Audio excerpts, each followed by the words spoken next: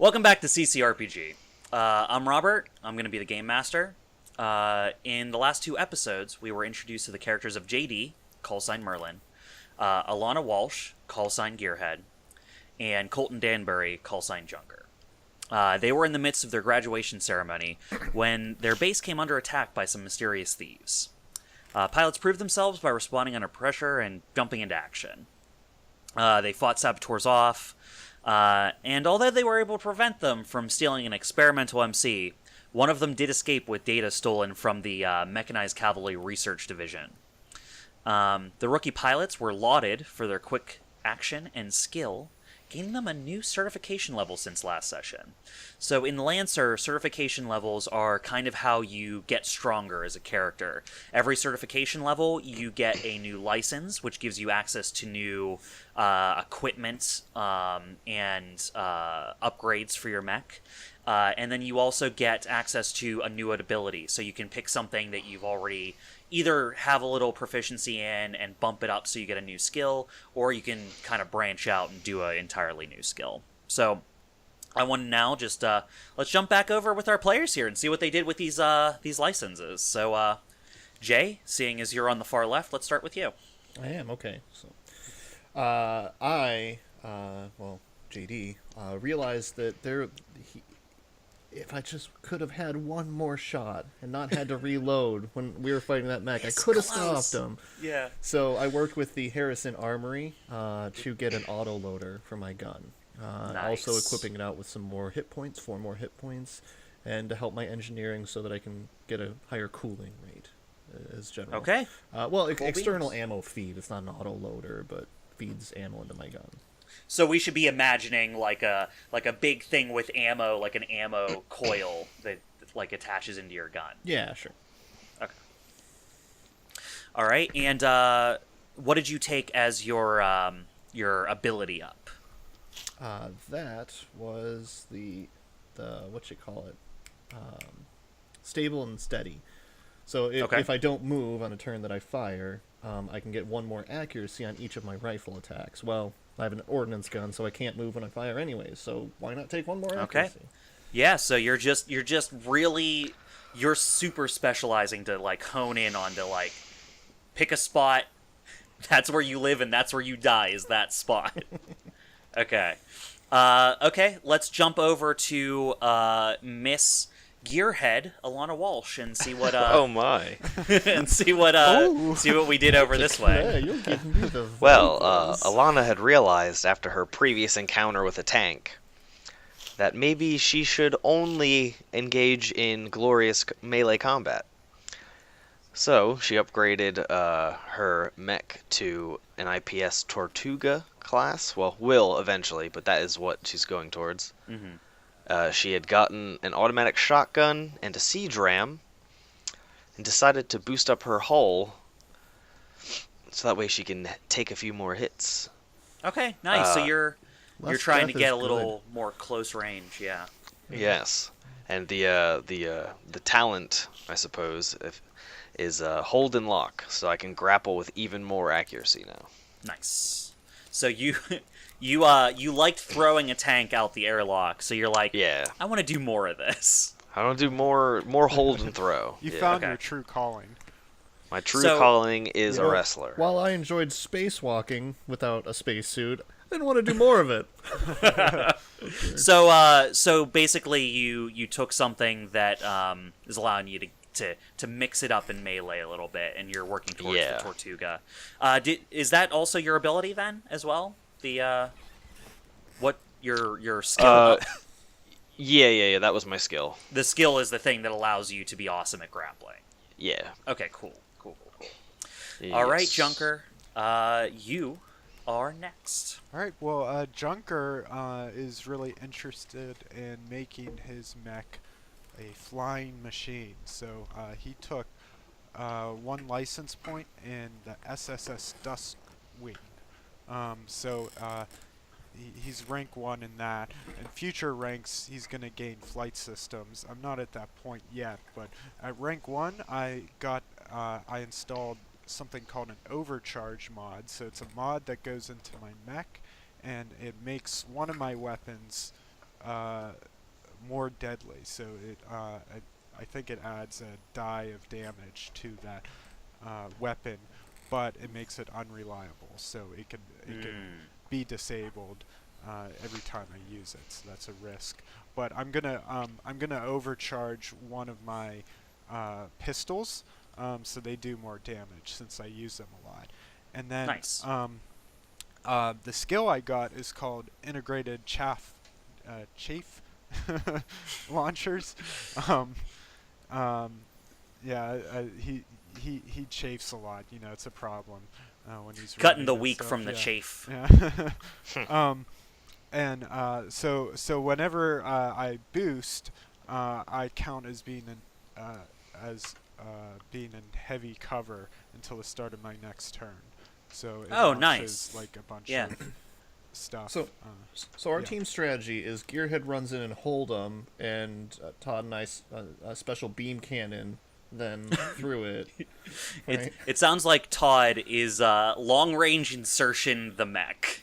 He launches in. He's like, "You can't see me." It works for me.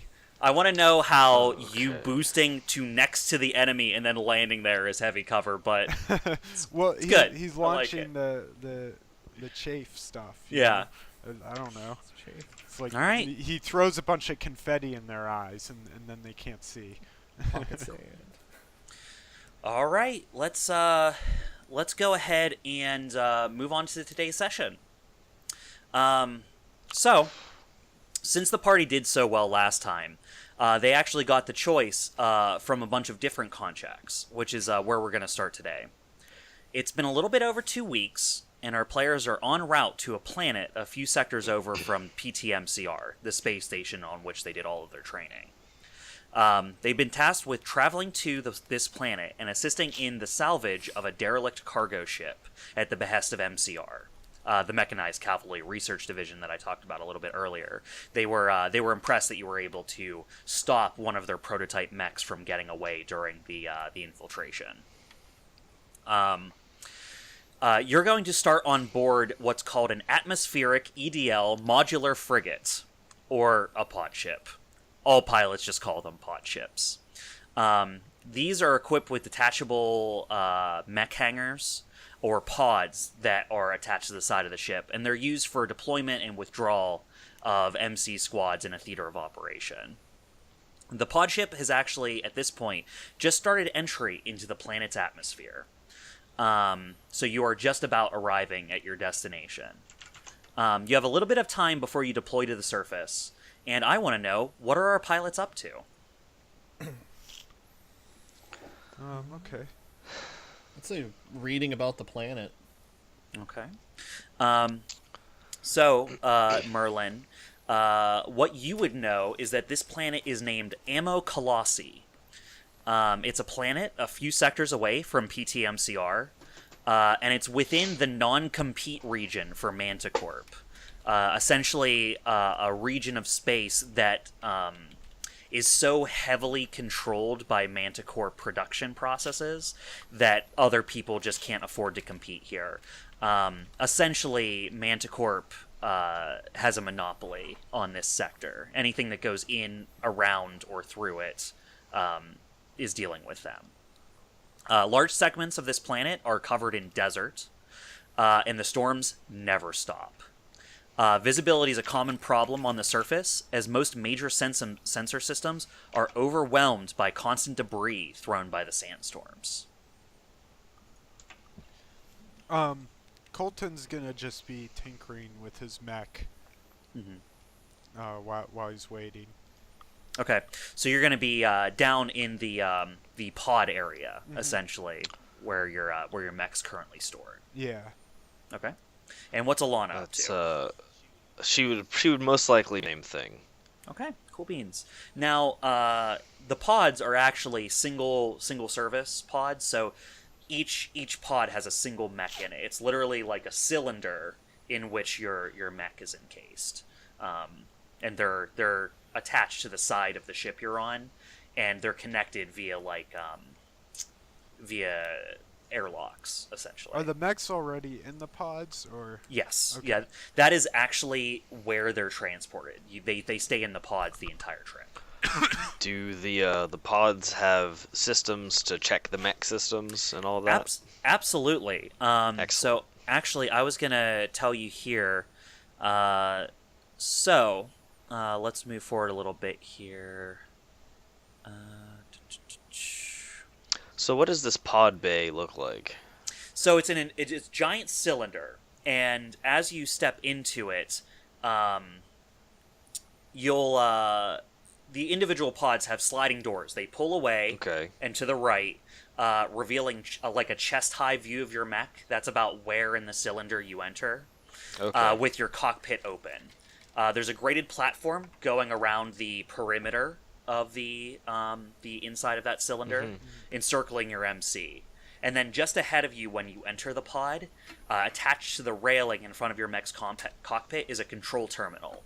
It has an array of functions including diagnostics, adjusting the height of the perimeter platform in case you need to be higher or lower on your mech to do maintenance. And then each of these also has a sliding segment that can extend out from the platform you're on, that leads to one of your MCs. Okay. And okay, so Jay, since Merlin is assumingly in the like passenger area rating, there's not like there's not so much individual pilot quarters as there is like a passenger area and in a pod area that's down below. Right, like there's a bar and 4-star dining, right? Yeah, of course, all the essentials. Essentials only. So actually, on the trip with you, Vladimir has come along. So you guys have decided since the last section, since Vladimir did so well working with you guys in the past, you were given the option of having him on continually as your permanent operator, which is a bit of a special exception, because usually new teams like yours would be given a veteran operator to help them out with their first missions. But they thought you guys did well together, so Vlad is actually going to be up there in the kind of passenger segment as well, on a terminal against the wall. Okay. Yeah, Vlad was still like in training, right? When Yeah, he special circumstances Yeah. essentially are being made to allow him to go into the field with you guys. Well, we wouldn't have left without him anyway, Fair enough. I think. Okay, so what are you guys doing? Tell me. Yeah, I know where you are and what in general. Yeah, But okay, so Alannah will be, doing the general diagnostic stuff on her mech, checking the oil, pressure, making sure all the dents are worked out, all the stuff looks good. okay. And during that time, she's going to wonder how long of a journey this will take to get to this barren planet. Not knowing that she has just about arrived. Yeah, exactly. she's Yes. sitting there. into the flight Man, are we there yet? Yeah. And then we just crash land, right? Yeah. Crash Oh, land? yeah. No, absolutely. Excellent. Yeah. It's just the ship just doesn't stop thrust. It just. Actually, Alannah, because you take special care and you're a mechanic yourself, you would be one of the first to have personal experience with another parameter of your mission. Because you guys are working for MCR, who is a research division, you guys are all being given a special attachment to each of your mechs to go on this mission that they want you to test out while you're there. It is actually a special sensor system. They know you're going to a planet where visibility is harsh and the electromagnetic disruption in the atmosphere is pretty bad. So they have actually made attachments to each of your mech that should, as long as they're active, allow you to see normally while moving within your sensor range on the planet. Cool. Excuse me. Yeah. Does did we get the placement? Was the placement up to us where we put the sensor, or is it like a standard place it has to go? The placement would have been mostly up to you, because each one of you has a fairly customized MC. They would have just advised it is a very sensitive system. So Coltan right now would be examining the new experimental sensor mod, and just trying to like see how it's wired and sort of reverse engineer it a little bit. He's like curious how it works. Unless that voids his warranty or something. Yeah, you just crack it open. There's a little sticker that says, "If this sticker is removed or in disrepair, yeah, voided the warranty on an experimental thing that doesn't exist to the public." Yeah, no, you can mess around with it a little bit.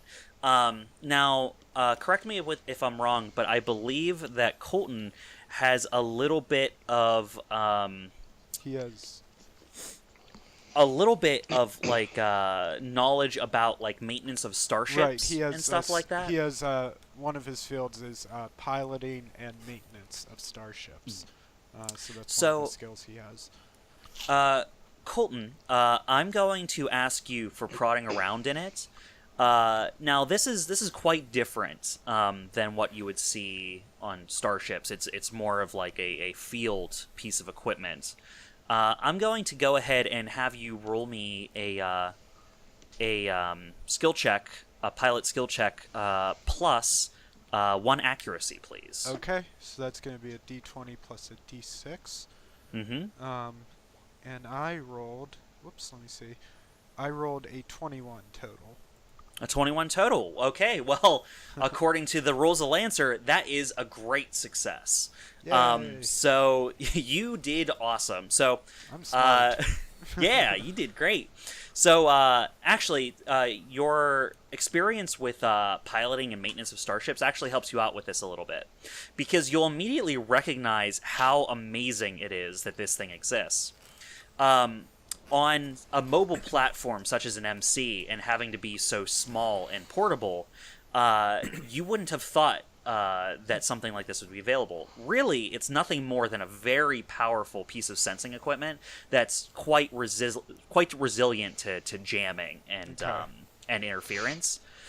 Usually, you could expect this level of accuracy and precision off of starship sensors, or large vehicle, or in a building where you can take up a whole room for this one piece of equipment. Really, the most remarkable thing about it is how they got it so small to be deployed on your mechs. Right. Colton's gonna take a step back and nod his head, and he's gonna be like, "Dag nabbit, I'm impressed." Colton should also not cough into the microphone if he can help it. I'm trying to cover my mouth. Sorry. So yeah, I'm gonna go ahead and say that for being able to examine it quite well, for the remainder of this mission, I'm going to give you an asset. Assets are a way of rewarding players for doing things.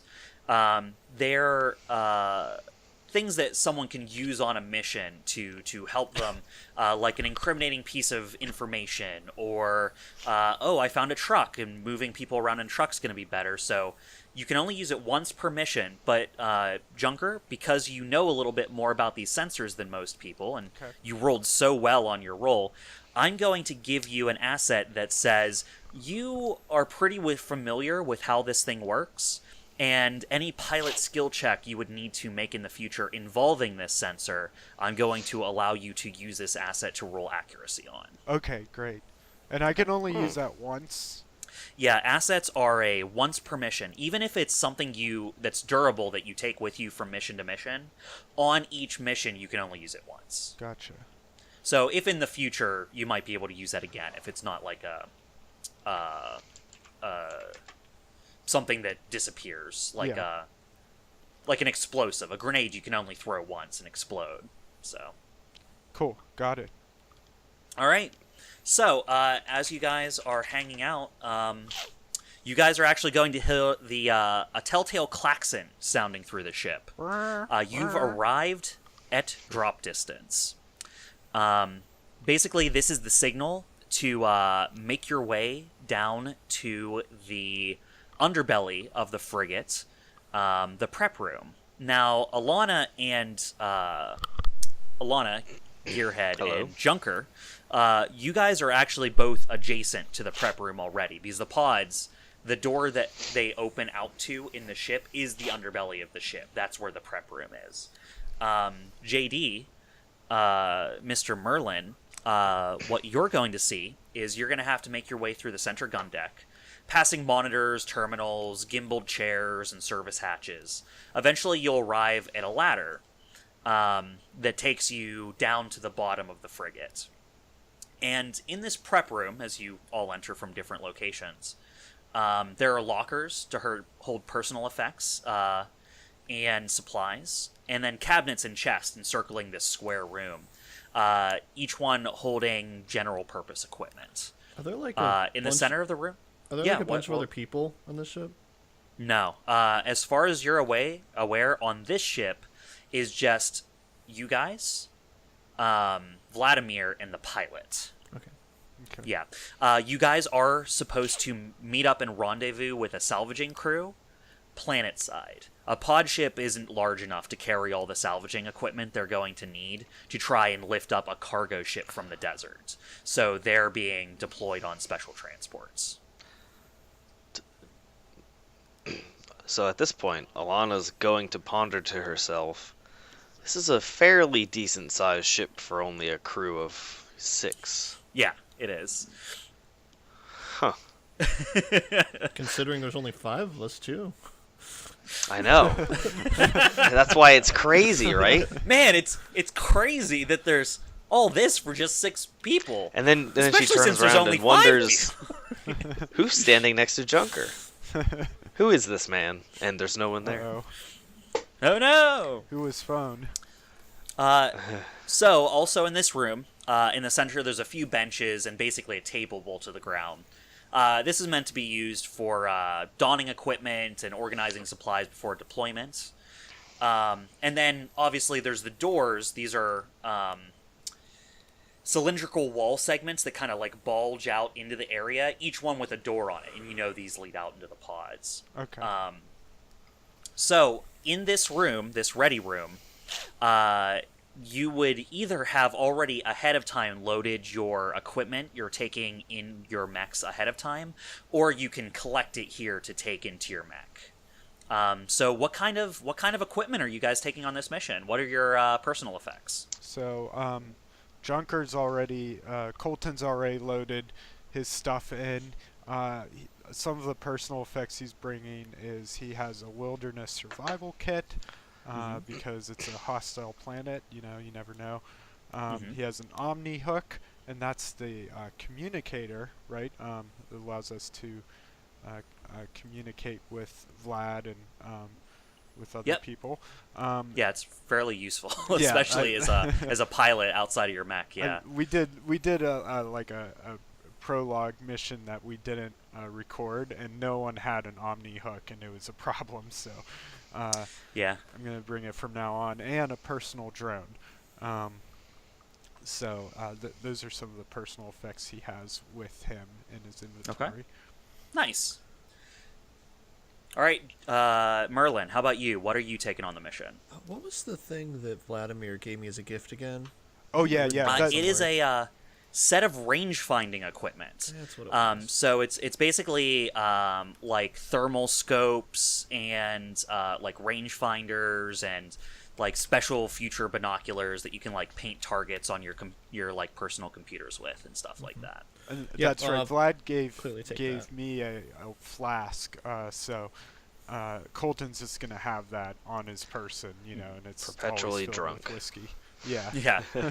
So in Lancer, the way it works is you get 3 items that you're allowed to keep in the storage of your mech, as long as they're relatively small. But anything that you can keep on your person, like if you have a pistol strapped to your leg, that's actually assumed that most of you would have personal safety devices of some sort, as well as like a flask in an inner pocket. You can just have that on your person. That doesn't have to use up a space in your inventory. But equipment like Todd and Jay just described is stuff that would take up those slots for a character. What else do you have, Mr. Merlin? First aid Medigel and some extra rations. Okay, nice. Okay, so just in case you need to last for a little bit. Mm-hmm. All right, and Gearhead, how about you? So, since Alannah's the coolest of them all, she has 6 storage spaces. Ooh. Because of a skill I have called Hoarder, Machine Bond. Right? Hoarder. Hoarder. Hoarding of items. So, she's going to bring her Vlad gift, which is her custom engraved Omni tool. Nice. She's going to bring the glue gun, because you never know when you need to glue stuff. That's very true. Her wilderness survival kit, and her reactive clothing and makeup. Nice. Okay. Nice. That's sounds like you guys are prepared for a wide array of things. We'll see what if any of that is actually needed. Okay, so yeah, you guys have kind of taken it upon yourself to get all your personal supplies, and you'd be ready to get dropped here. So for Cody, I already described kind of what the inside of each pod looks like. Each of you would have a door that leads specifically to your pod and MC within. How do you go in? How do you mount up? Get ready for a mission before a drop like this. I walk up to my mech, hold my arms up, and go, up! Upsies! No, just kidding. Coltan comes and picks you up, and there you go. Who's a big boy? No, just climb into it. So, there's a place to climb in the front. Yeah, so there's an extendable ramp that you can have go out. Is it weird? Is it wheelchair accessible? It would be, yeah. Yeah. Cool. Yeah. There are because piloting a mech is actually something that you do mostly with digital commands. A lot of like typing and arm movements, and like it actually plugs into a hard suit, so there's a lot of like mental control as well. You don't necessarily need all your pieces to be a good mech pilot. So there are people in your class who actually performed quite well that had a little extra needs. Oh, well, nothing wrong with that. So, when Alannah gets in her mech, she has a custom sound system to listen to her sweet tunes. Yeah, she does. So, those classics. Yeah, she's gonna listen. Basically, she has like wrestling entrance music. So she's gonna put on the classic tune by Sir Mix-a-Lot called "Big Butts." Oh. And it's going to blast over the sound system as she prepares her walk into the cockpit. All right. So, as you guys kind of like back into your cockpits and get ready for your mission, your suits, they seal up, and your hard suits lock in. Your controls activate, and displays will switch on in front of you. Your main cameras activate normally, showing the insides of the walls of the pod. There's not really a whole lot interesting in here. But 2 communication screens also activate. One for Vlad, who's, on a terminal up in the passenger chamber, getting ready for your deployment. And the other is for Bart. You guys only met Bart briefly, but he's going to be your pilot on this mission. Bart Peters. He is... Not a lot's known about him. He's kind of a guy in his mid-30s, brown hair, actually like mid-length, comes down his head a little bit. He just kind of got in his cockpit, and after you guys got on, he hasn't really been in communication since then. So he's the pilot for the pod ship? He is the pilot for the pod ship you guys are riding. Okay. Yes. Excellent. And so are they just going to be like orbiting the planet until they're ready to extract us? Yeah, the idea is you've already gone through atmosphere, so you're actually in Atmo right now. Okay. But you're above the sandstorm. They don't want to subject the pod ship to too much of that turbulence down below, so they're actually going to launch your pods down, and then he'll have to enter only once, and that's to pick you guys up when you exfiltrate later. Yeah. Pod ships are specifically designed so that the pods can be used like drop pods for your MCs. A lot of times they're used for battlefield deployments as well. So, after Bart sees that you're all online, you watch him for a few seconds, keying in commands on his console, that ends up sending you a feed from the pod ship showing a view of the planet below. Bart comes on over the feed saying, "Oh boy, not looking forward to picking you back up from down there." And you immediately see why. The pod ship display that he's fed into your suits is barely usable, as debris and dust swirls around below. The constant sandstorm that dominates the equatorial regions of Ammo Colossi lays below, lightning illuminating the storm from within. Why does MCR like this planet? What's that? Why does MCR like this planet? Because there's a crashed derelict ship down there and they want to get it back. Oh, come on, Bart. It's not that bad down there. We don't have any intel for why this thing crashed, do we? That was actually something that Vlad was unhappy about. When you guys were given your mission orders, you aren't aware of why the ship crashed, why it crashed here, or what it was transporting. Basically, all of that was deemed classified information. Okay. I'll ask Vlad, do you think it's just classified for the sake of it, or that they don't know? Vlad will come on over. He's also fed into your communications as well, and he just says, "They gave me the runaround like you wouldn't believe. I don't know if it's just classified because it's MCR info and they don't want us to chat about what they're so interested in, or who knows. You know, working with MCR has its advantages and disadvantages, I guess." Well, we're gonna find out what's in that ship one way or another, because that's our mission. Well, from what I was told, we didn't need to know because we weren't the ones salvaging it. So, who knows, maybe you'll find a loose-lip salvager down there who'll tell you what's going on. Or maybe it'll be aliens and they'll kill us all. I hope not. I hope not as well. Make things interesting, though. It would be very interesting. Prevalent are aliens? It's a good question. So Jess's general world building segment, all of you would be aware that there are alien flora and fauna that you guys have found on planets, because at this point humanity has taken over basically an arm of the Milky Way. They've spread out wide, so there's a lot of planets that are occupied with very low populations. It's a very settlement-based expansion. Where they're just gathering materials from everywhere. It's very economic boomy. The built-up systems, the core systems, are the only ones that have grown very large, and then there's regional areas all over the place that have built up quite a bit since then.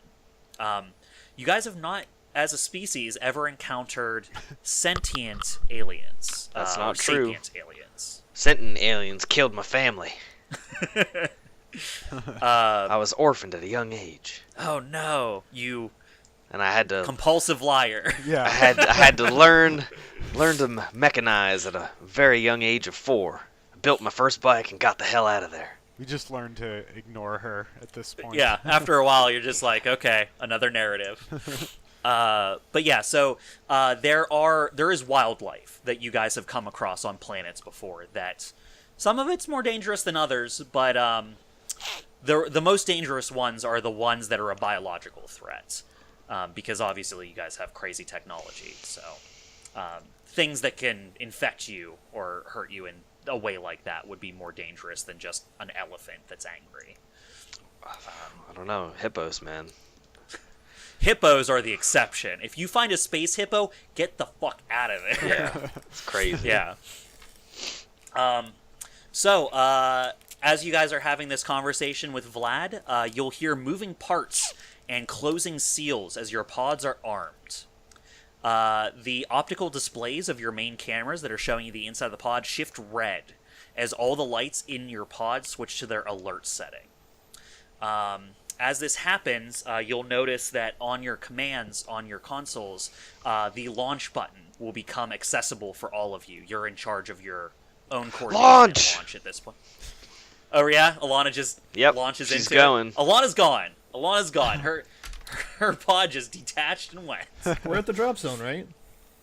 You guys are at drop zone. Yeah, you're at drop distance right now. Okay. Boop. Junker's like, hey, I was going to do a countdown. And now during the launch, Alannah puts Where'd you on wanna go? the classic Earth song "Highway Star" by Deep Purple. Nice. She has taste. Yeah. Ain't nobody gonna take my car.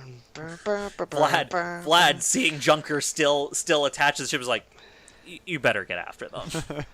And then all you hear over the comms is "Woo!" as Alannah drops. Coltan hits his launch button. He sighs. All right. He's like, ah. And Alannah's gonna say over the comms, "Come on, you drunker, let's go." I'm not drunk. I just like a good drink. So, you guys have only dropped a few times, but getting used to it always takes a little bit, because it's a deluge of experiences. Initially, when you press the launch button, you hear a loud vibration as the magnetic clamps attaching the pod to the ship disengage. You feel a rush of G-force that is not entirely negated by the inertial dampeners in the pod. And then you see the camera feed from the ship that was showing the view of the sandstorm below. And in the view, you see your 3 pods plunging down into that storm. They disappear into the angry tempest, and your feeds go out. For a few more moments, you're subjected to a variety of senses. You can hear from inside your cockpit the sounds of sand and dust blasting against the sides of this, wind howling and cracks of thunder uncomfortably close by. Actually, worse than you've ever felt before.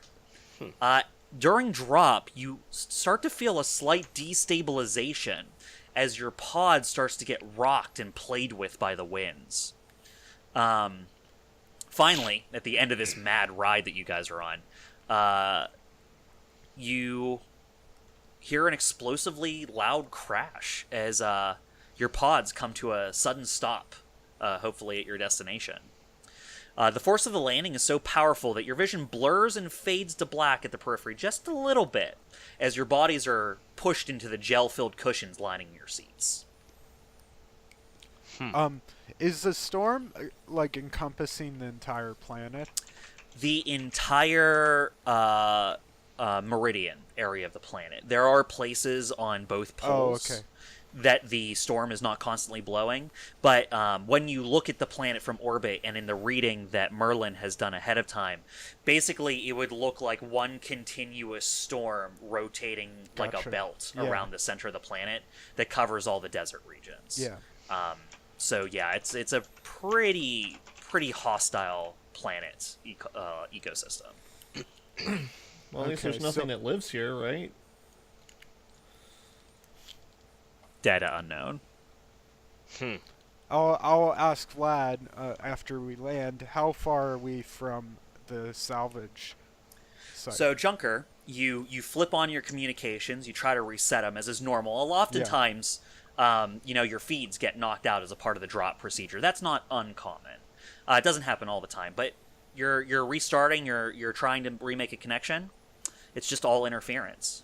I'll try the our squad channel, and I'll say like Gearhead, Merlin, come in. Do you copy? Both of you would be able to hear Junker's close range communication come over your radios. Gearhead, copy. We'll say I can't get a connection with Vlad. I think makes the storm sense. is causing too much interference. Sandstorm's crazy down here. You would also know it's not just the sandstorm. There's so much static thrown up by the sand constantly grating itself. There is constant de'ionizations all over this atmosphere. How, what's the view distance like? You haven't opened your pods yet. I'll try to connect to open. myself. Okay. So Merlin, you try to connect to Vlad as well. Much like Junker, you experiment with all the normal restart procedures that would be outlined in normal maintenance of your mech. You're just not able to connect to anything. Okay. And Gearhead, you burst open your pod door, right? Mm-hmm. So, opening your pod, one wall, it is a cylinder. One segment of the wall pulls in. Its segment of graded platform that goes around the perimeter folds up against that wall, and then it slides to the right behind the other grates, leaving you an opening to the sand planet Colossi in front of you. Excellent. Immediately, dust and sand start to blow into the opening as you get your first view of the surface. Dunes roll out in every direction. Visibility is slim in the storm, and the normal optics and scanners on your mech, at best, give you little in the way of useful information. I would like to switch on the experimental scanner sensor, please. All right. So, here's the deal. While you guys are on the surface of Colossi subjected to the storm, you are all considered jammed. Jammed is a status condition in which you treat all targets as being in heavy cover at a minimum, and a jammed mech cannot use comms. Because you guys have this special sensor installed onto your ships by MCR, once you activate it, as long as that sensor is working properly, you can still see to your normal sensor range and communicate properly within double your sensor range. Okay. So your comms are usable within double your sensor range, and you can detect things normally through your scanners up through your sensor range. Gotcha. Once you guys move beyond that distance, though, you wouldn't even be able to communicate with each other. Okay. All right, well, let's meet up. Okay, so I'll also exit my pod. Once the other of you two open the sides of your pods, you'll notice as well that just dust and sand starts to blow in. A little bit starts to accumulate at the bottoms of the pods.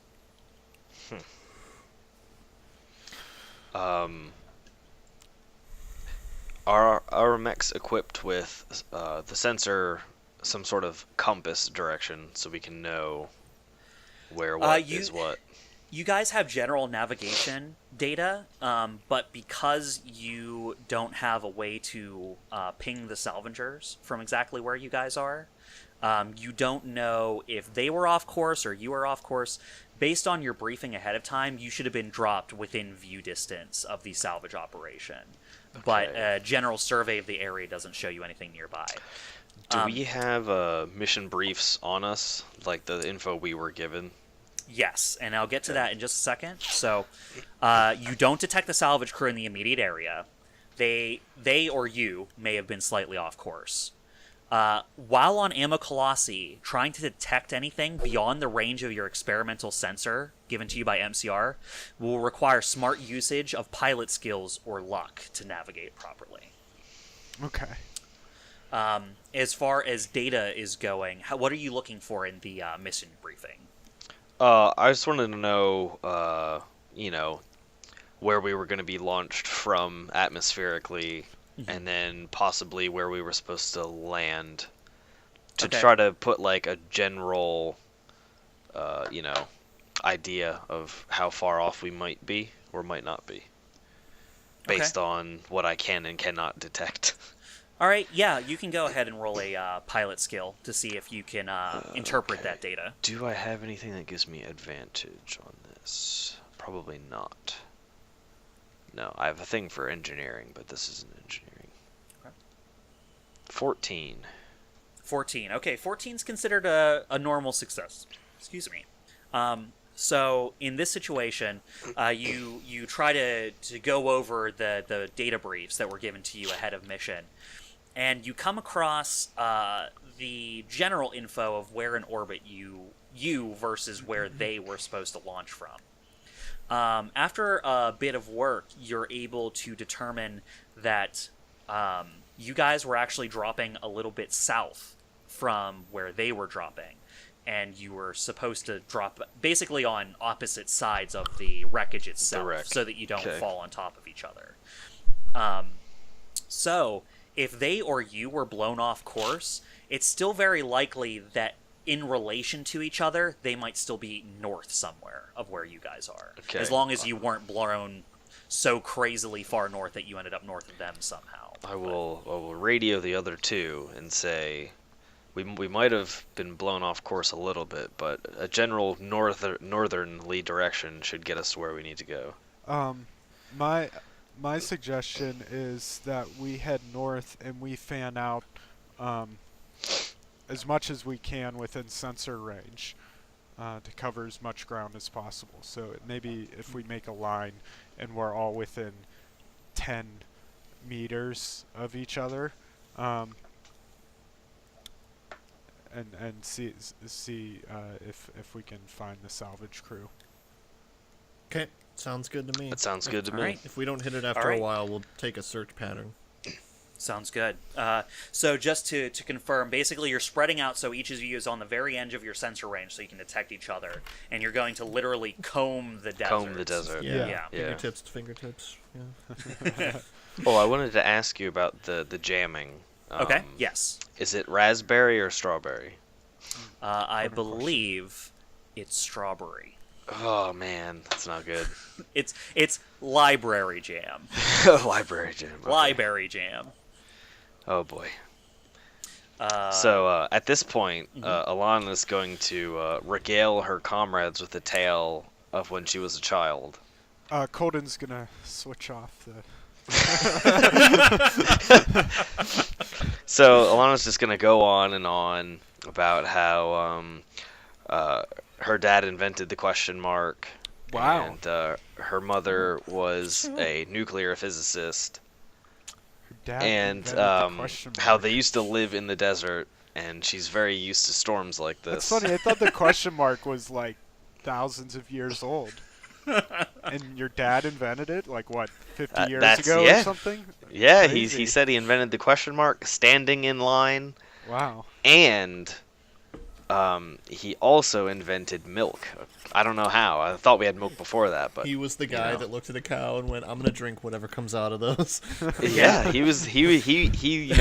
My mom was a buckshous woman, big bosom, so that's probably where he got it from. Jay, there always has to be someone who's the first to think, I'm going to drink that thing that came out of that animal. Yeah.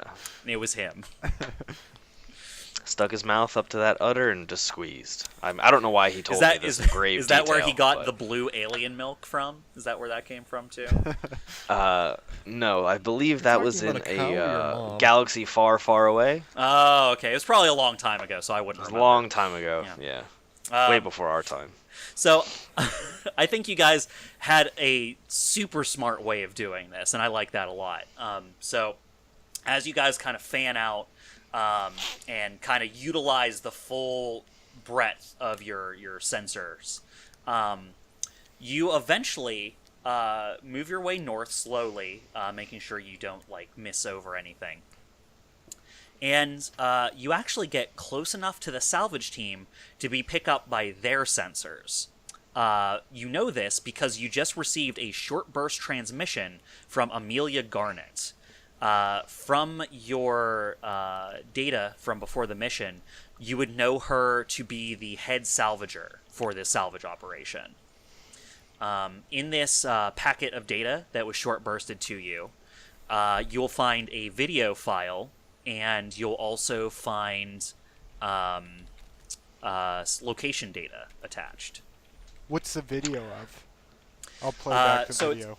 Yeah, so once you launch playback, you'll see Amelia appear on your view screen. She's a freckled woman in her middle years, and it's just like a short.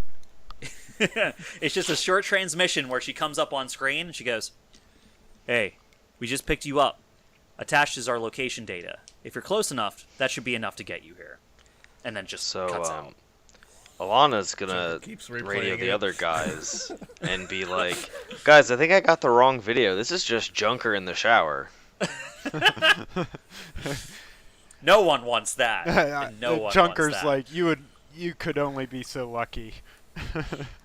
And We're not Alannah's there. gonna tell him, "You should really get that mole on your back checked out." This is where we find out Alannah's actually a mentalist and like is actually fucking with Junker. She knows more than she's letting on. It could be. We don't know her background. We will learn. Slowly as we over continue. time, Junker starts to break down. Yeah. Yeah. Starts crying. Becomes an alcoholic, spills his secrets. Yeah. Vladimir was actually Alannah's man on the inside all along. Yeah. Feeding him private data. Oh no. He wouldn't What's be hard to Vladimir bribe doing for in the these shower with Junker?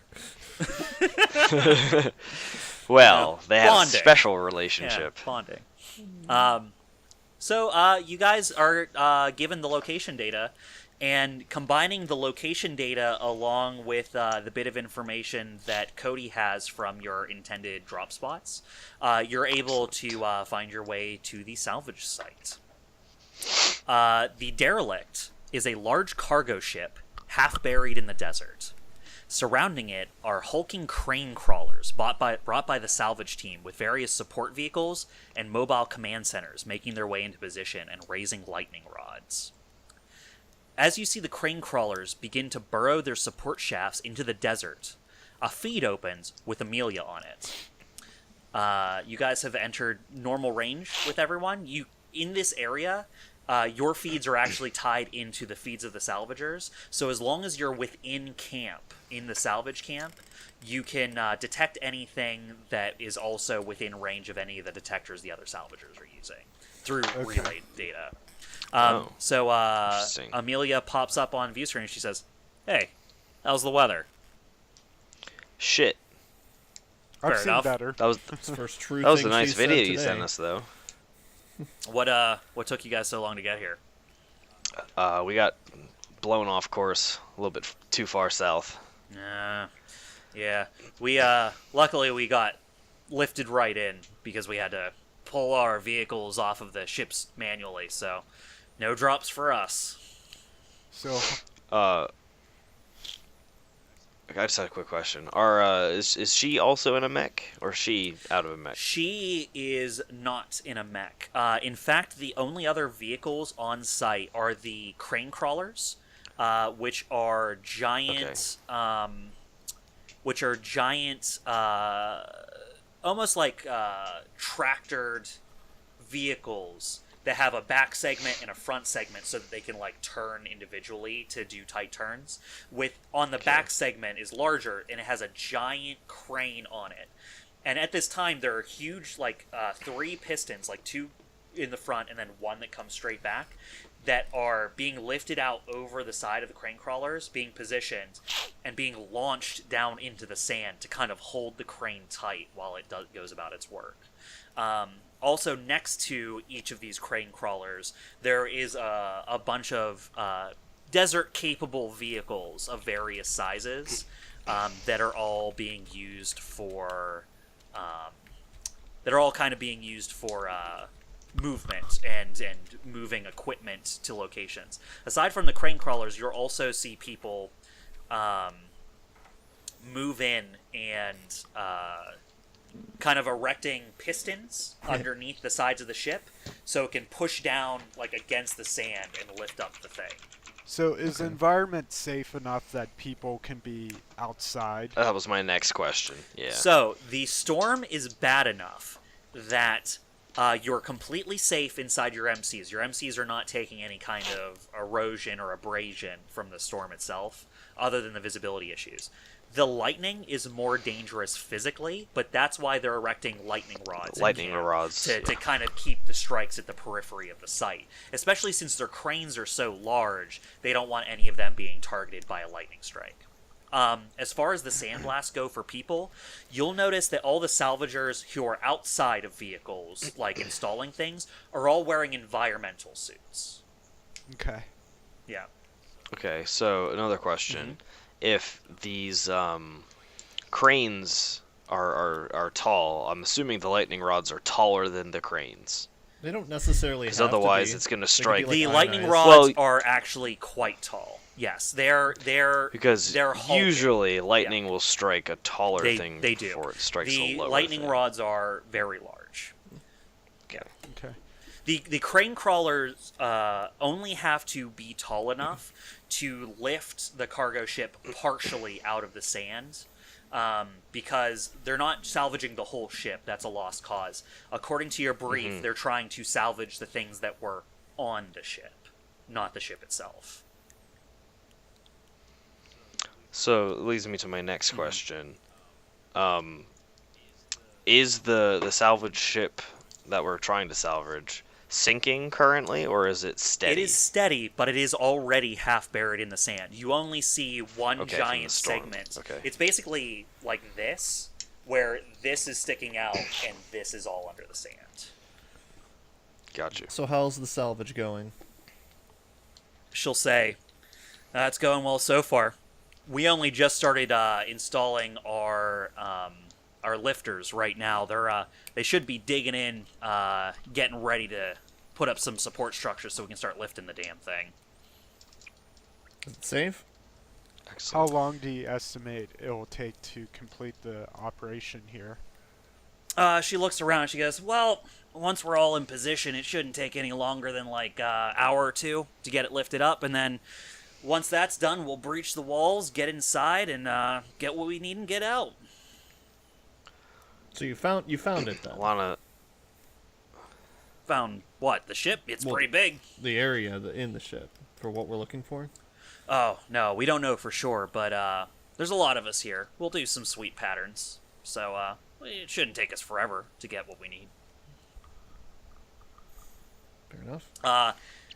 As she's doing this, you'll see the cranes start to lower down attachment hooks, and you'll see people who are actually spread out on the surface of the cargo ship, basically finding points to attach these giant hooks onto, while the pistons are getting like tightened in so that they can push up on the ship.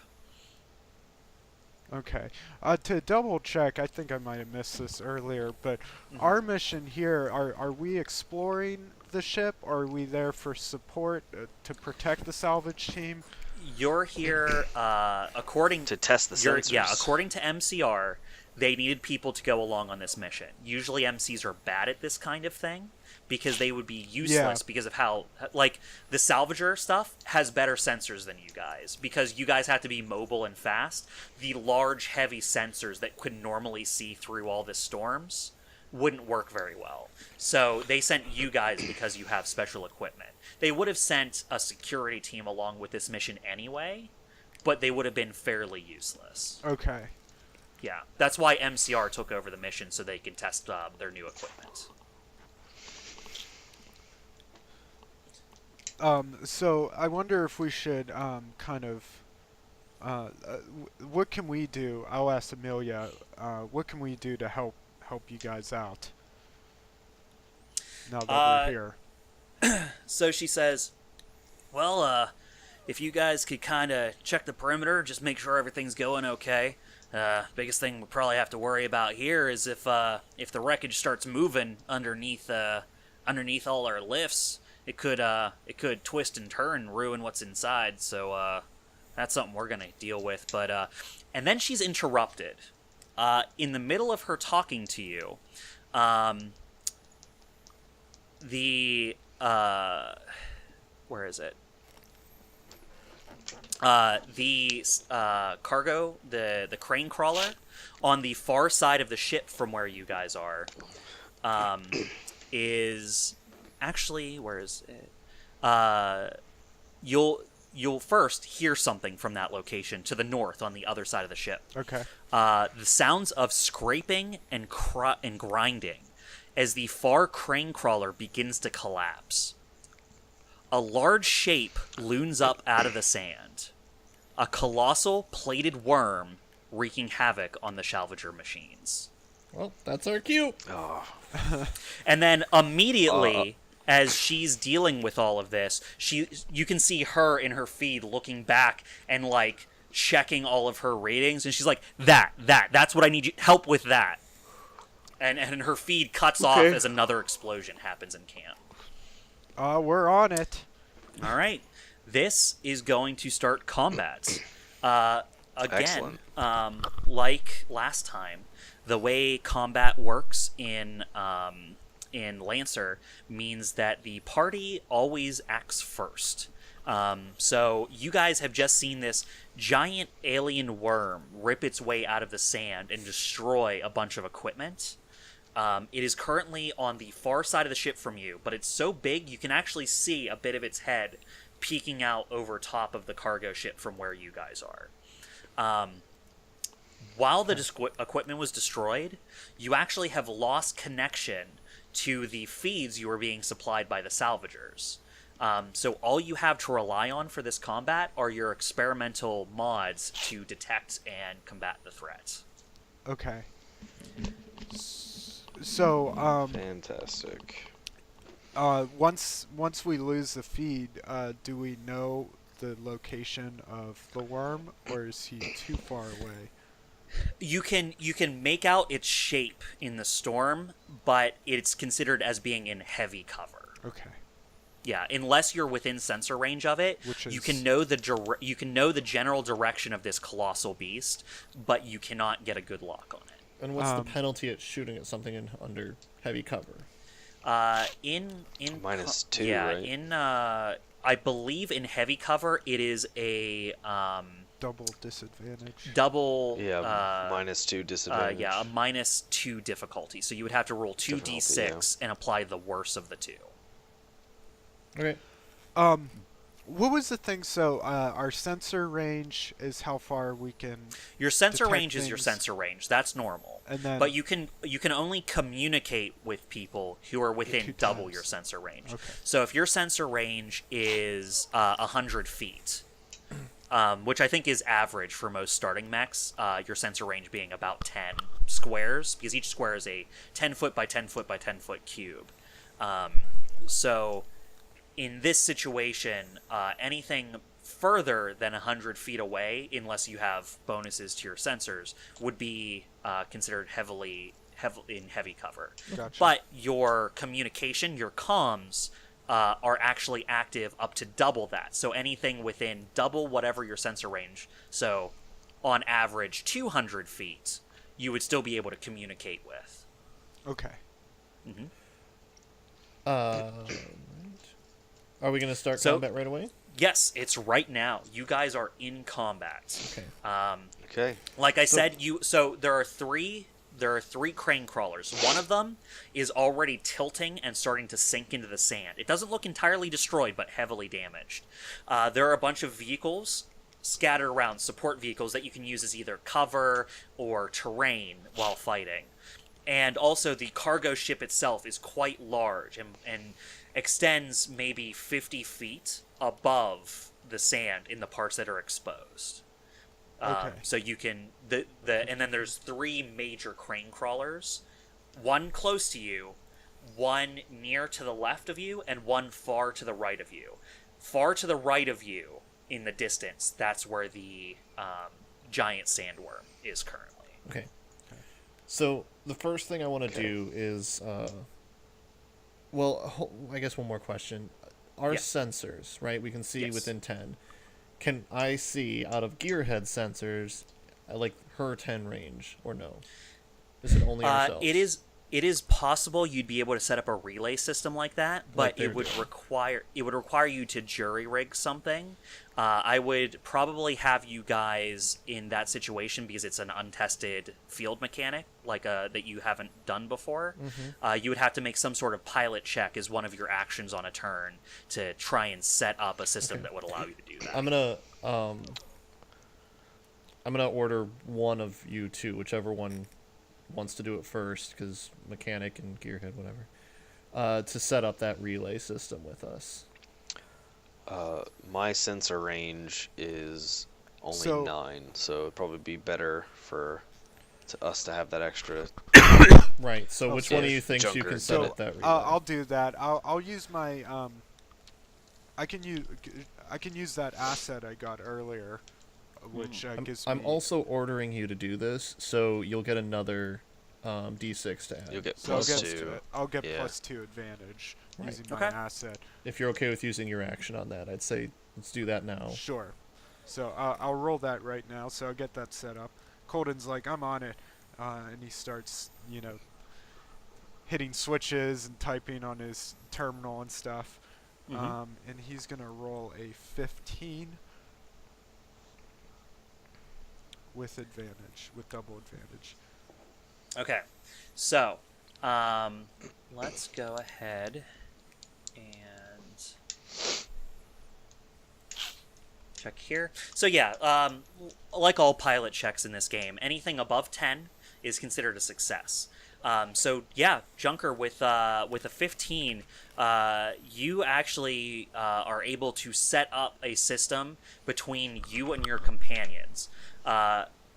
Now, the way I'm going to set this up is, since you're the one who was able to set it up and you used all of your data to do so, they can use your sensor range to see something, but you cannot use theirs. Basically, you're now like something able to see things for them. Okay. So you can send this information that's usable by them to either of your two companions. Right. But they can't benefit from each other's, nor can you benefit from theirs. Okay. Yeah. So it's a Copy. one-way transmission from you to them. Copy that. Good enough. I'll use the rest of my turn to move then. Okay. So if I shot at this thing, it would be under heavy. It would be, yeah, it'd be under heavy cover. So how are you sticking to just open spots, or are you using vehicles as cover? What are you doing here? No, I'm just gonna.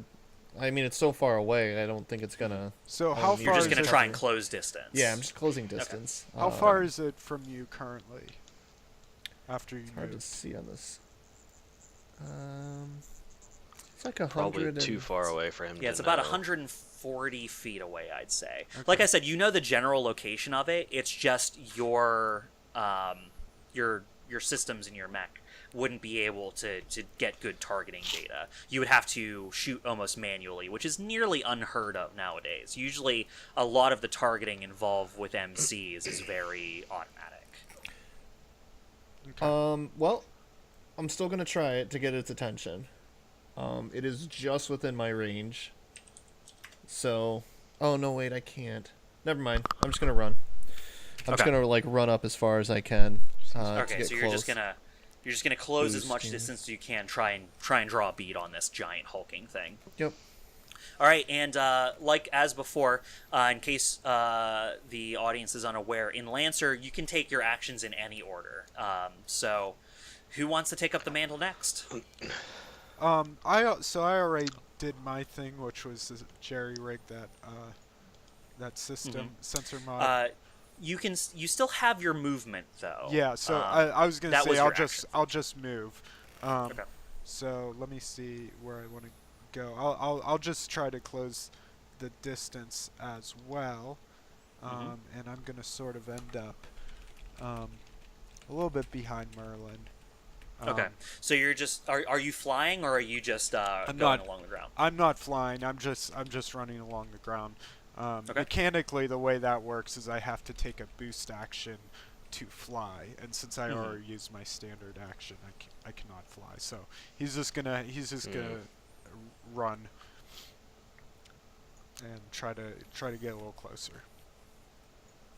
So he's just running kind of around that the outside of the derelict ship. Okay.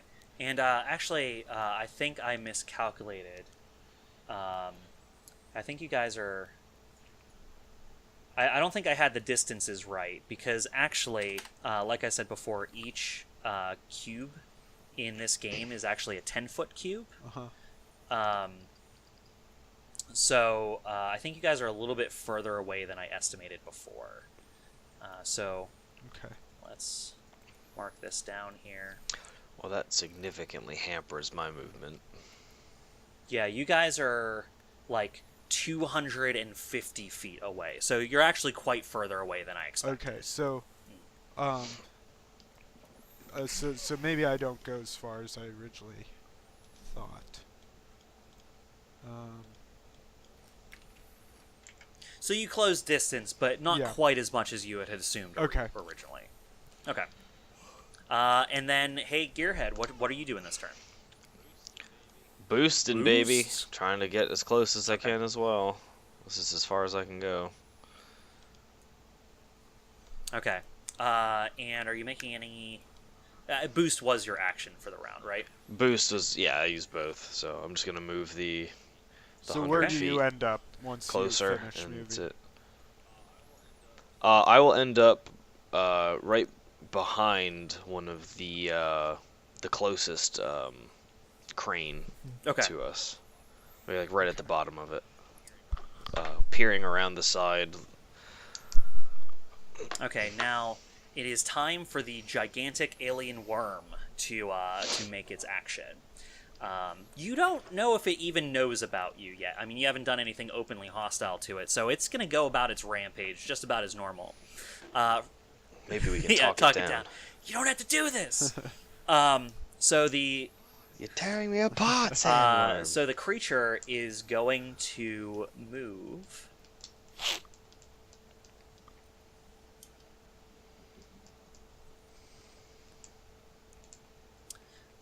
And as it moves, you'll notice something quite horrifying about it. This creature is like one gigantic maw of destruction just kind of rotating along the surface. You imagine that's partially how it burrows through the sand. Mechanically, while it's moving, anything it moves through is considered attacked by it. Okay. So as it's moving past all the salvager stuff, it's just tearing things up in its path and throwing things aside.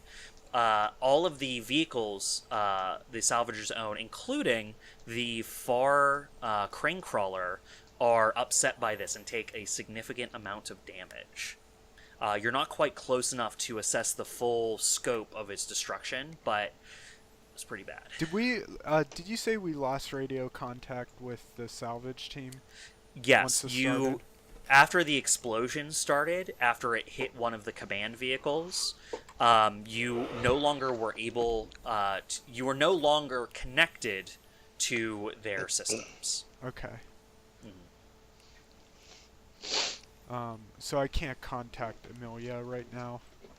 You can attempt to send out a broadcast. Yeah, Save your it's personal it's more calls like for you later. aren't.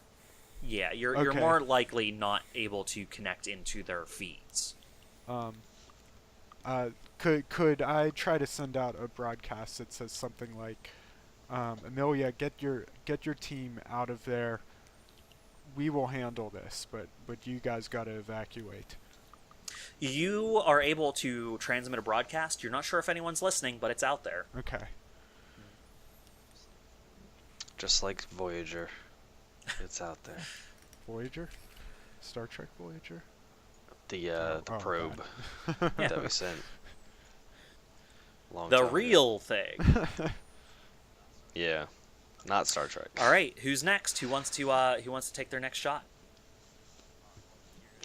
Oh, the Gearhead's just gonna keep rushing for this so she can get in glorious melee. Okay. She's gonna try grapple. to Actually, just to grapple. just to clarify, Junker, did you move during that? No. No. Okay, so you're kind of where you are. Okay. But I actually can I still move? I just Okay, just to clarify for the future, when you take, you guys are allowed to take your actions in any order, but once one of you starts your turn, you need to do your entire turn from now on before it moves on to the next character. Yeah, I didn't know if sending that broadcast was a full Yeah, that action would or be not. considered. Yeah, that'd be the communication part of your turn. Okay, so after that, Junker's just gonna move up as far as he can, trying to get closer to the sandworm. So he's rounding the corner around the first crane, but he's still quite a distance away. Got it. All right, Gearhead, you already took your boost and moved, right? Yeah, so Gearhead is going to boost as fast as she can while keeping the ship to her left to try to come around and meet the sandworm head on.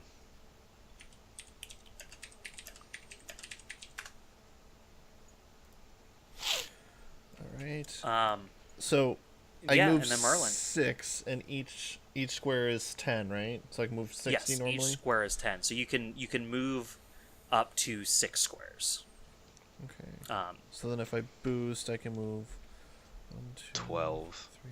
Yeah, so you can push forward 120 feet. 7, Yeah. Nice. That'll close quite a bit of distance. 12. All right. I'll move right there. Okay, so where exactly do you move? How do you approach the worm? I'm not gonna move that far. I'm just trying to think. I'm gonna actually move over there, get my vehicle that's right by Gearhead, and start readying my weapon to target it, in the direction of the worm and on the outside of the ship. All right, so you use your turn to kind of rush towards one of the command vehicles and hunker down next to it. Mm-hmm. All right, and I believe that was all of you. Is there like an aim action? I believe that under the mech combat actions, there is attack, unarmed, lock on. Yes. So you can, on your turn, attempt to lock your systems onto a mech in sensor range. It allows drones and smart missions to attack it. I don't think in this version it has anything else. Oh yes, your mech gains +1 accuracy on all attack rolls against targets you are locked onto. So if you lock onto something, you have that accuracy until that lock on is broken. Okay. Yeah. Is it within your sensor range yet? That'd be 60 feet, right? No. How far Okay, is so it? It's like 165. I thought your sensor range was larger than 60 feet. Wasn't it like 10. Oh no, it'd be 100 100. Yeah, it'd be 100 then, wouldn't it? Yeah, Yeah. your sensor range would be 100 feet. Yeah, right. You're still too far away. Still a little bit short, but you're getting close. You're getting to a point where you could start to lock onto it. Looks like you guys are So this is 160. an important point to bring up. We are using the 1.4 edition of the rules in case you have access to the rules at home and are following along with us. We may change in the future, but that's going to be something we announce before we change. So for now, we're using 1.4. Okay, and has that been everyone for this round? Yes. Yes. I believe so. Cool. So the giant alien life form continues its mad movement as it kind of just wrecks everything in front of it on its way through the camp. You notice it's almost making a beeline directly for the other cargo crane, the other crawler crane. It basically rose up underneath one crane, half destroying it, and it seems to be moving along the side directly towards the other cargo crane. Gotcha. It seems to be skirting the outside of the transport. Very good. All right. Let's pop back to you guys. It has only made attacks against the salvagers thus far, so you guys are thus far nearly invisible to it. Not for long.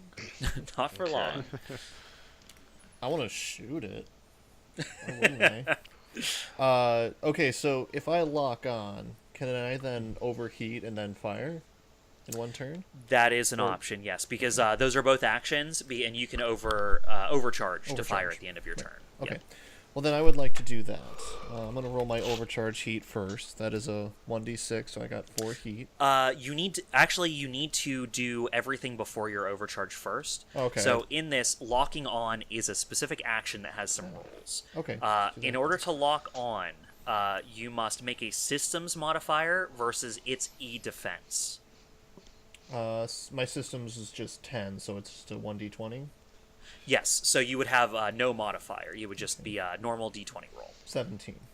Nice. Okay, so let's check its electronics defense. I will be surprised if it's very high, considering it's a giant sandworm. Yeah. Let's see if maybe it's the cybernetic. atmospheric stuff has inerted it somewhat. So does it even have an electronic defense? I would assume not if it's an organic sandworm. Cybernetic. I was gonna say. I was just thinking It's actually that. a trap. The Borg have gotten Yeah, it's here. a giant trap set for you.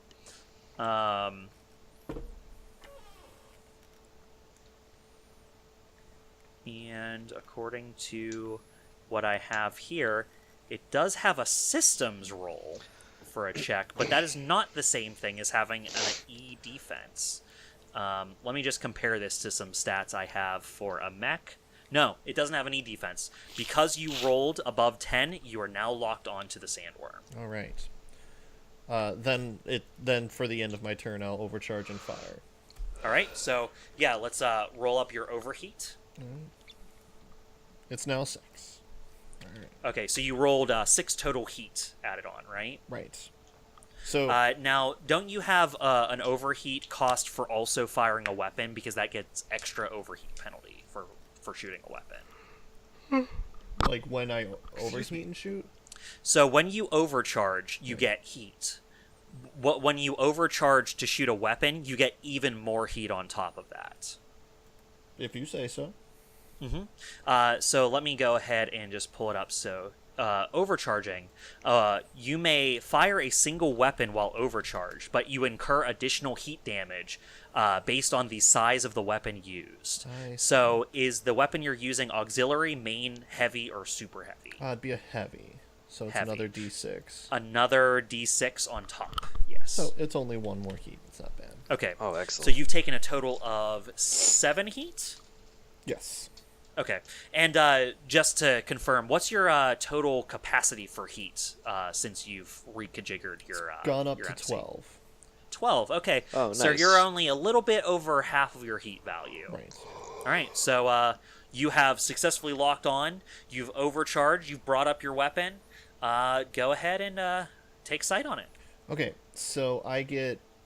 it's within my sensor range, so he doesn't have the cover, right? That's So it's on correct. the Yes. Okay, so I'd normally get 2d6 then, just normal for that, because I have like accurate, precise, and stable and steady. I'm using a Okay. rifle, so I gain an accuracy, and then I also have I'm not moved, so I gained an accuracy.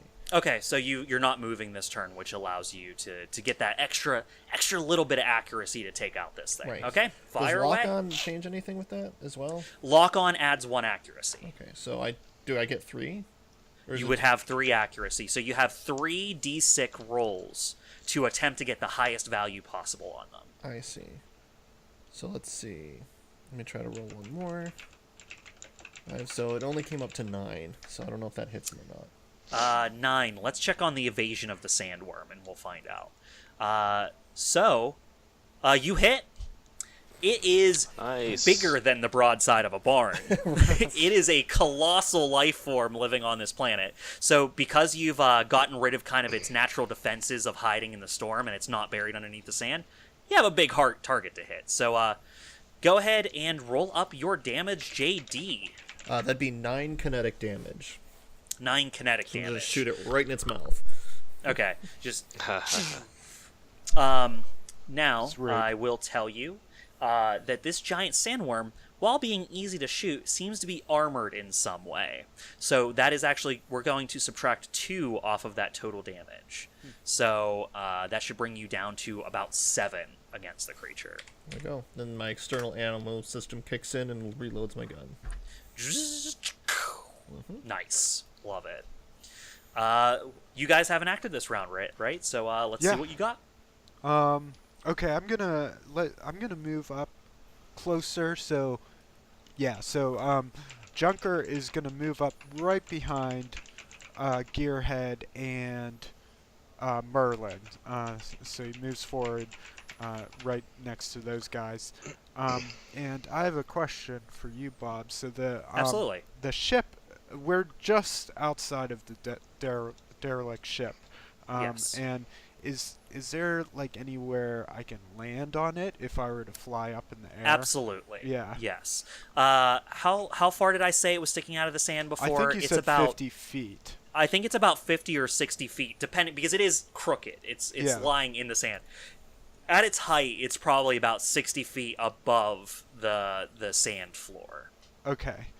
Most of it is sunk into the sand, but there's enough sticking out of it that it's actually a platform you could get up onto.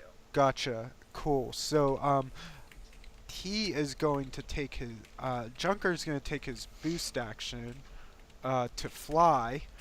He's going to activate his little jump jet system, so his boosters in the back of the mech fire up, and he's going to fly up in the air about 60 feet, and he's going to land on the ship.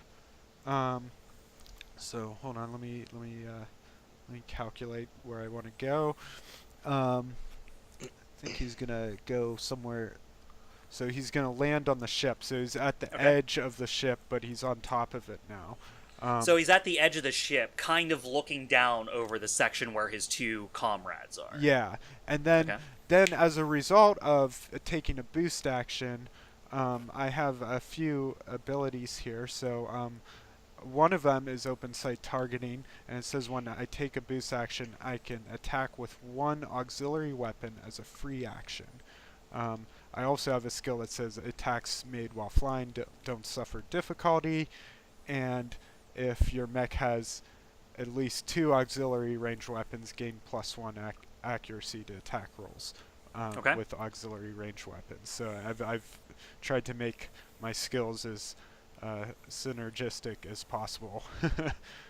So he's going. You're the fly man. As Cody and I's eyes glaze over while he explains that. Basically, the short end of it is I have a lot of skills activating right now because I flew.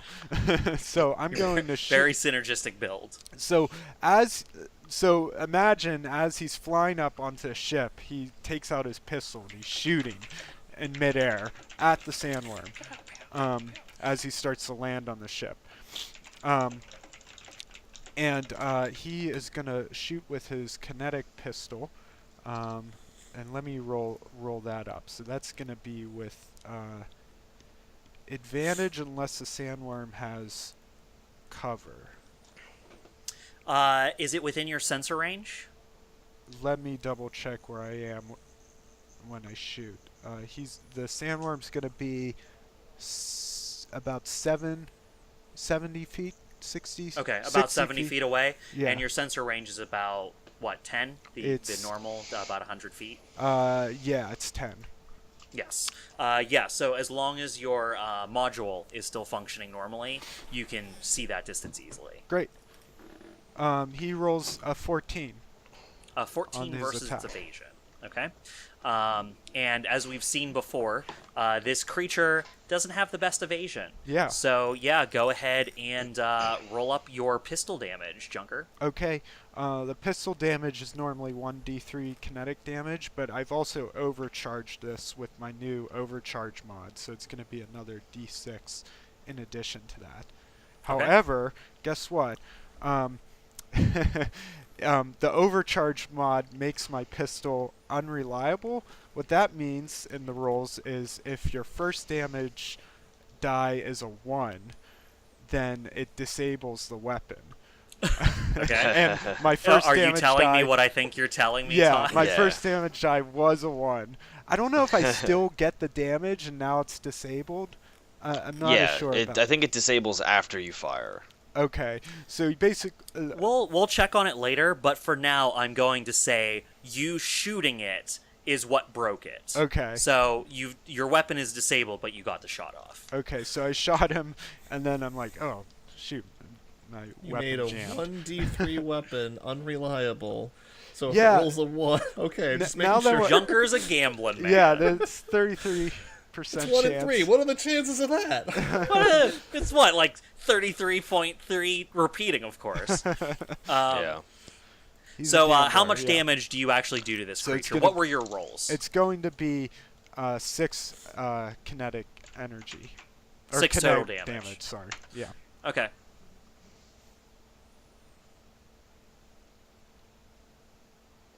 It's still unspecific. We're just gonna roll that he got the shot off. The ruling doesn't say whether or not it jams before or after the shot. So. All right. Todd, your Junker flying dude of incredible majesty in the air. Yeah, you get a shot right into his face. Okay. Nice. All right, I think Gearhead, you still haven't acted this turn, right? I have not. Okay, go for it. Let's see. I am, now that 2 people have pissed it off, going to move slightly closer, but not boost.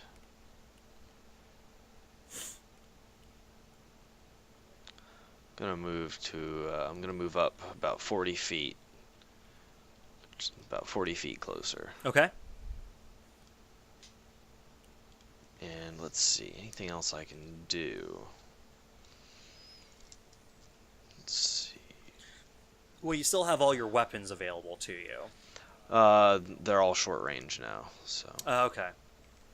That should still give you, what, like a 30-foot or more distance on them? Mine are 10. 10 Ooh. feet. Wow, okay. Yeah. When you say short range, you mean you are hitting them with it.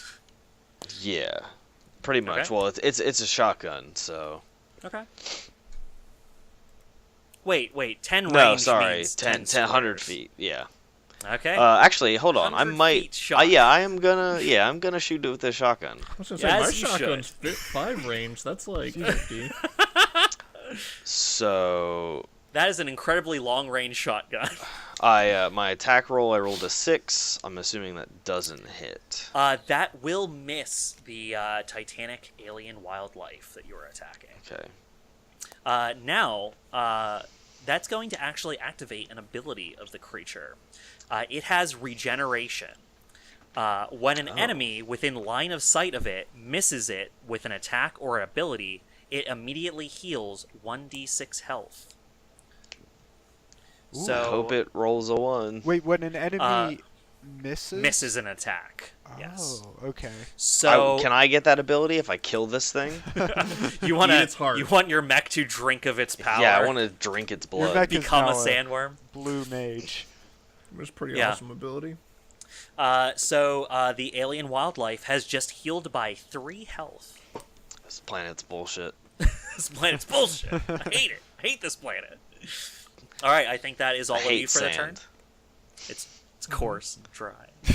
Gets everywhere. Gets everywhere. That's it. All right, cool. Let's go ahead and have this guy come at you. Come at me, bro. All right.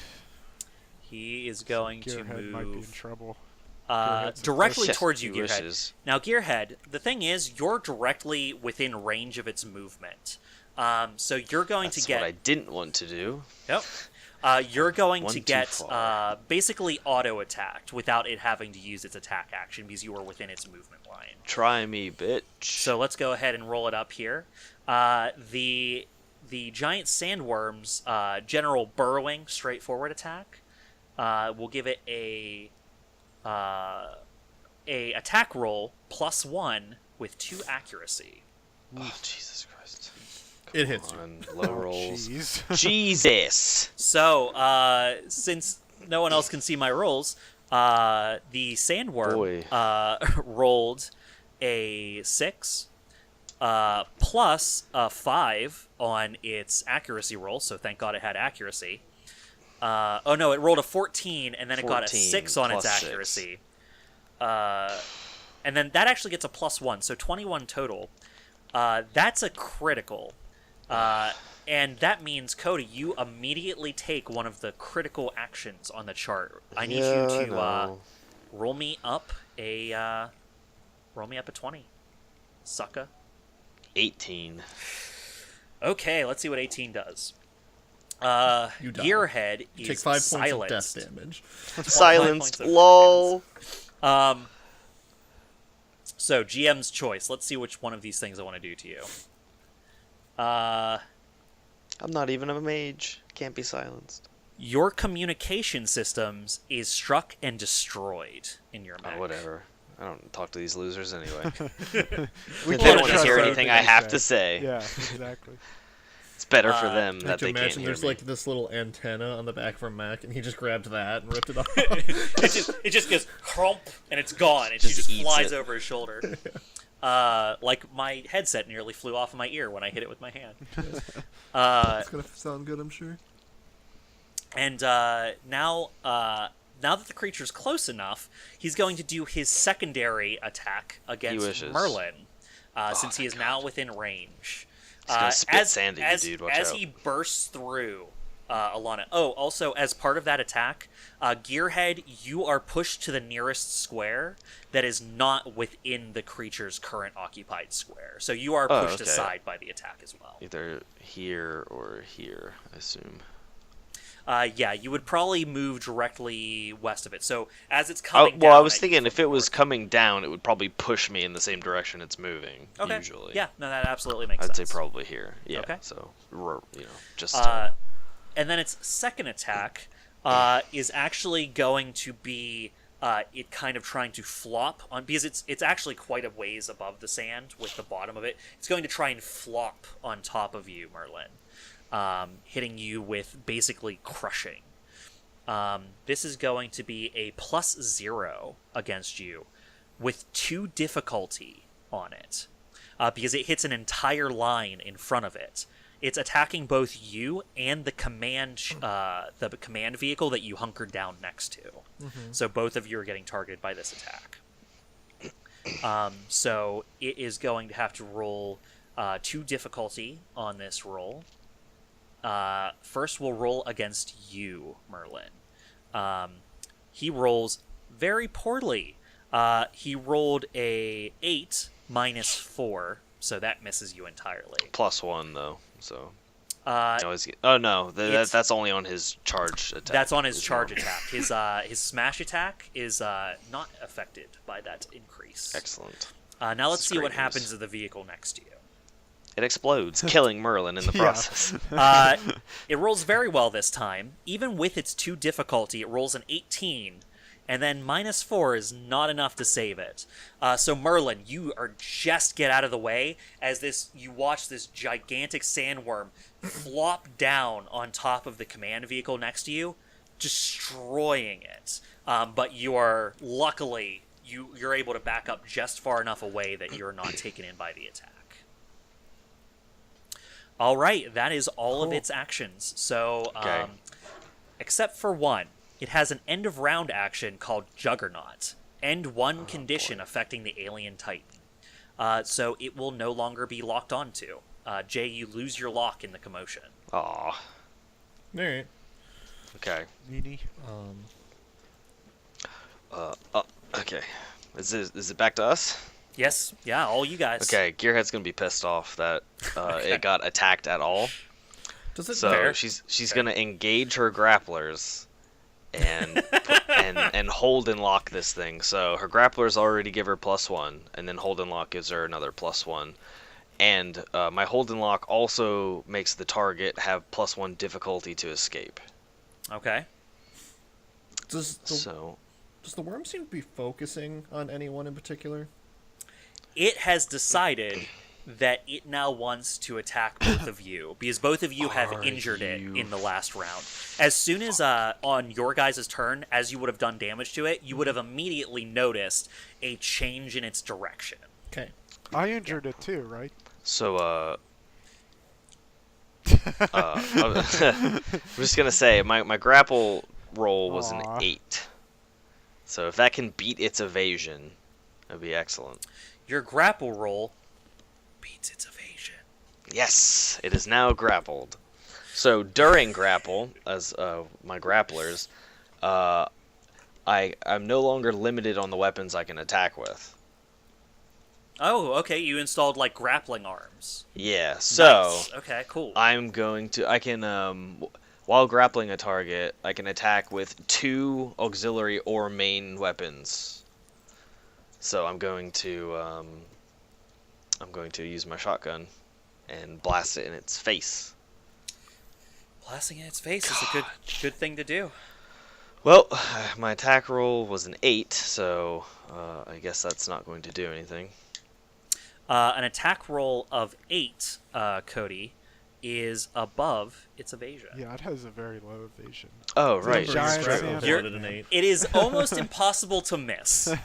Okay, so My damage roll would be 8 kinetic damage. Ooh, man, you chunk it. That is a lot of damage.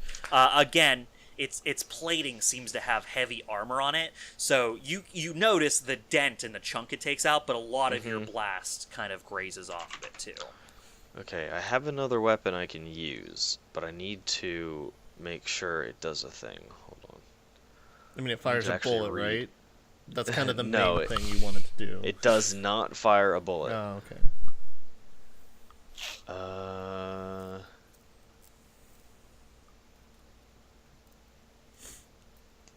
Okay. I could knock this thing back quite a bit. That would be good. Yeah, I'm How's going that? to. One of my other main weapons is a siege ram. Okay. So I get +2 accuracy to it when making any ram checks. So, I might save that and stay in grapple range, so at least it can't move, or at least it'll have difficulty moving. So I'm grappling a giant sandworm, which is badass. You are doing it's that. So metal. You don't want to ram it, you said? Yeah, I'm gonna wait until we really need to ram it out of the way. I mean, But right now I would can buy keep me it another in round place. of attacking. Other than that, I'd have to run. Well, if I ram it, I'll have to re-grapple. That's true. But- Well, grappling doesn't seem hard though. It's 8. Come on. It's true. Okay. hold on. You can grab onto the giant worm. That's true. It's not a big deal. Okay, I'm gonna siege ram. 3. Really? Come on! Oh my Not so I don't know. lord. Bob said That's- you can't miss. I said it's almost It's almost impossible. To impossible. miss, This is I had a 2 plus but 1. life finds a way. I had two critical failures. Ow, man, that is not the Jesus. best. Well, it doesn't get rammed, but the good news is I'm still grappled. Probably. You are. Now, grappling does potentially immobilize the thing you've grappled. It's true. Now, unfortunately, it is back to your allies' turns, so we don't get to see how that pays off right now. Okay. So I have a quick question. If I have a weapon that has a loading tag, that means you have to reload it. But at the very start of the encounter, a mission, do I have like one in the chamber already? It is considered loaded to begin with. Okay. Cool. Yeah, Good you to start know. with it loaded, and then after the round is expended, you have to take a reload action. Gotcha. So Junker's still on top of the ship. The worm and Gearhead are right below him. Yes. And kind of the reason he went up on the ship in the first place is he noticed the worm was going around the ship and not attacking it directly. So he I kind bet of he feels good that he didn't get run over like Gearhead. yeah, did. exactly. So he feels like he's safer up on top of the ship, like 50 feet off. Joke's on the worm. I grappled it. That's true. That's true. You're gonna go full Dune soon. You're gonna come up on top of it and ride it through the desert. That's my intention. So, Junker has a launcher, an RPG launcher, attached to his shoulder, integrated in his mech, and he's going to shoot at the sandworm. And he's going to sort of pick an area. So the way this works is it has, if I hit it, it has a blast of 2. Okay.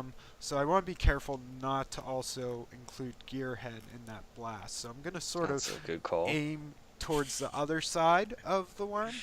Gearhead's a fan of that decision. Yeah. I figure I'm a figure very that's good a nice fan. thing to do. So I'm sort of going to aim towards the other side of the bad guy. Okay. So Gearhead We don't don't know get he's caught a up bad in that. And let me roll that. That's going to be a D20, 15.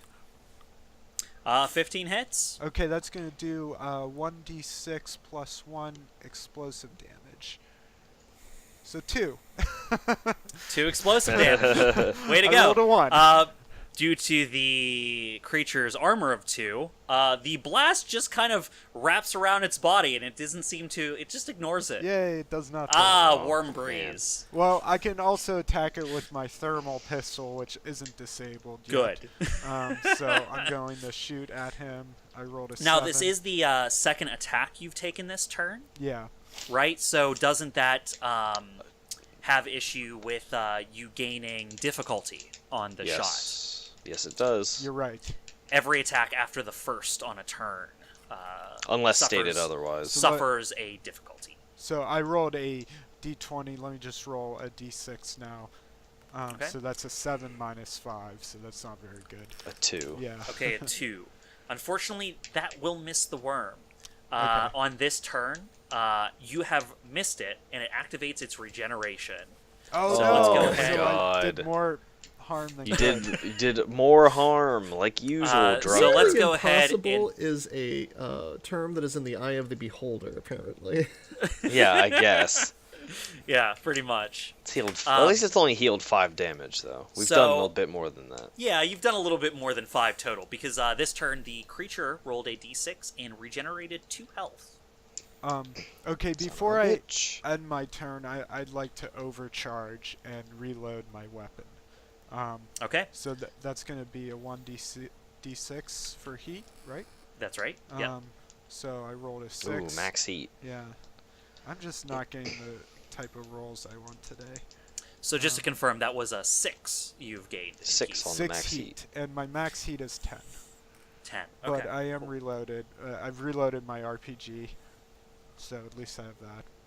Okay, sounds Got good. that Okay. going for me. Yeah. And Merlin, have you acted this turn? No.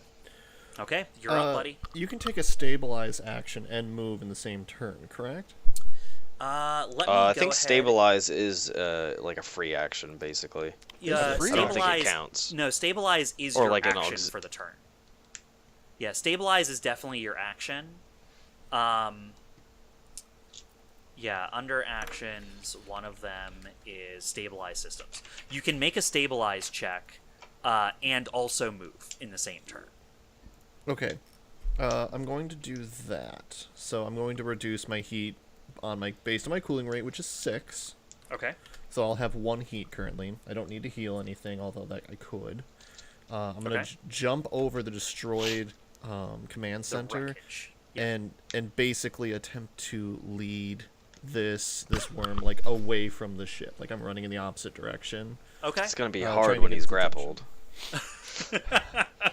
So that's going to do a lot. All right. Well, it's you can Worm's ride him. I can All do right, him. so that's all of you. turn. Yep. Yep. And I wasn't joking. On its turn, it moves directly after Merlin, who he is angry with. Junker, who did no damage to him that turn, did not incur much ire. And the only other person who really pissed him off recently is now riding on him. Gearhead, your grapple has successfully grappled him, but you do not have enough mass to hold him still. You have impaired his speed, though, so you are slowing him down a bit. Excellent. As both you and the worm travel on a crash course with Merlin, not quite able to keep up with Merlin's speed, though. The creature, because you're grappled to it, I won't consider it as having moved through you, because you're adjacent to the creature and doing this on purpose. Hell yeah. But it is Wahoo! going to make its smash attack against you to attempt to smash its body against the sand to throw you off. So, Gearhead, let's go ahead and see what it can do. Hopefully very little. Why couldn't we fight an Again, elephant? again, this isn't incredibly accurate because it's meant to be an area of attack. So this will be with 2 difficulty on it. Yes. Come on. Oh boy. It does horribly. Oh. So our gigantic sandworm is not the brightest, apparently. Its attack roll was a 2 out of 20, and then its disadvantage was a 5. So it super misses you. In fact, Yes. it tries to smash you against the sand, but instead flips up. You are now riding on top of the sandworm. Wahoo! You've tamed it. It is now mine to It control. is now your steed. Assuming direct control. And that will be its entire turn. I'm going to roll it back to you guys. All right. I'm going to take some shots. I don't know if you guys All right, don't mind Merlin. me going first. Shots. ahead. All right, so I can't actually speak to any of you because my Yeah. comms are destroyed. So I'm sure you're We get the hipping and general hollering like idea. a southern We're girl on watching a you. The mechanical general bull. idea is inside of Alannah's mech. She's like, woohoo! All right, she so actually has a hat. She's just like taking off inside. Whoa, right on the sandworm. Alannah's totally a woo girl. Woo! She's all right, a so- woo girl. So I'm going to take a shot at it. Okay. That is Nice. a 17 to hit it. Okay. That will obviously hit. I'm going to do 8 damage to it. 8. Okay.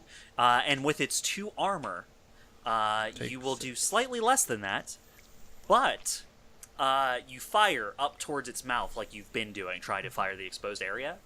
You see, as you fire up towards its mouth region, your shot goes into the lining of its mouth and out through its skin, as the entire sandworm comes crashing down to the desert and rolls onto its side, and has stopped moving. Yay! You may have only done 6 to it, but that's what you needed. Cool. It appears that Wahoo. you, as a team, have stopped the and manic thrashing especially me. sandworm. And with Especially only the junker. 3 You company healed it more vehicles than you destroyed. damaged it. I did, I think. With only a crane crawler, a command vehicle, and a secondary command vehicle utterly destroyed by the giant sandworm. Hey, that's only like a third of all the tech here. That's we were on pretty good. the opposite side of the ship. What were we going to do? Yes. You guys responded pretty good. I like ending things on a little bit of mystery, so Yeah. let's find out how you guys deal with salvaging this salvage operation when we come back. I'm excited. Sounds good. Cool. All right, guys. We'll see you next time. Like, comment, Bye. subscribe.